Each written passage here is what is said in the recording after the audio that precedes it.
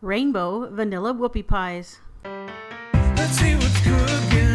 Let's get the facts. Let's see what's cooking. It's time for yoyomax12.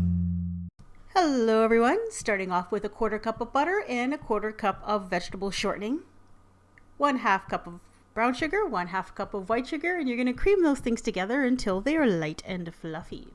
Then add in 2 eggs and a teaspoon of vanilla extract, as well as 1/2 cup of buttermilk.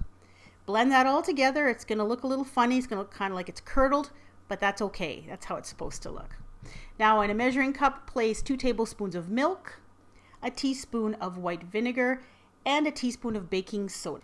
Give that a little stir. It'll foam up a little bit in the cup. And now it's time to blend the dry ingredients. That's 2 1/4 cups of all-purpose flour, 1 1/2 teaspoons of baking powder, and a 1/2 teaspoon of salt. Give that a quick stir. If it looks really lumpy, you can sift it. Then you're going to add in that baking soda, vinegar, and milk into your bowl, and then add in the flour mixture. Now you're going to beat this until it is just combined. So when it looks like there's no more dry flour left, you can stop beating. Then divide the batter equally among 6 different bowls, and you're going to tint each bowl a different color of the rainbow. And you can use whatever food color you have available. I'm using this soft gel paste food color, and my preferred brand is AmeriColor. And I actually have my parents buy this for me when they visit the US during the winter, and they found these ones at Hobby Lobby. I know you can also purchase them online if you don't live in the United States. Now, you need to put this batter into a piping bag, and the best way I find to do this is put your piping bag into a drinking glass. It'll hold it for you nice and open, and then you can put in the whoopie pie batter. If you don't have piping bags, all you have to use is a regular plastic Ziploc or food storage bag and just cut the corner off. So there are all my different colors of batter ready to go. Now, I'm using a whoopie pie pan. If you don't have one of these, you can just pipe this right onto a cookie sheet that's been greased or covered with a silicone mat or parchment paper. So I started off with the red on the outside, and as you can see, I just went around and did each individual color until I got right to the center and added the purple. Now my purple is a lot more purple than what it looks on video. For some reason, my camera just does not capture purple very well. It looks more like a blue-gray color. Then you're going to bake these at 375 degrees, and mine only took about 6 minutes. They baked very quickly because the batter isn't all that thick. The color doesn't change very much. You just want to bake it until when you touch it, it feels set and it kind of springs back lightly. Allow it to cool in the pan for a few minutes and then transfer to a wire rack to cool completely. Now, one thing I found with this particular method that I chose to use, you end up with a lot of extra purple, green, and blue because you don't use very much of them because they're on the inside of the rainbow. So I ended up making these reverse rainbow whoopie pies.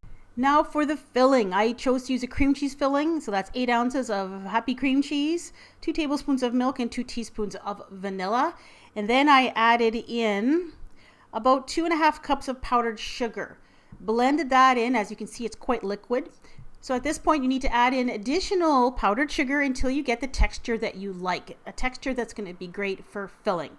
I added in about another 2-3 cups of powdered sugar. And then you'll fill your whoopie pies. Take 2 of them, flip one over, so you're going to put this on the bottom, and then just pipe the filling on or spoon it on or use a spatula and add a top, and you have a completed whoopie pie. Now, of course, if you want it to look like a rainbow, all you have to do is take a serrated knife and just cut it in half. And you end up with 2 tiny little delicious edible whoopie pie rainbows. Just like that.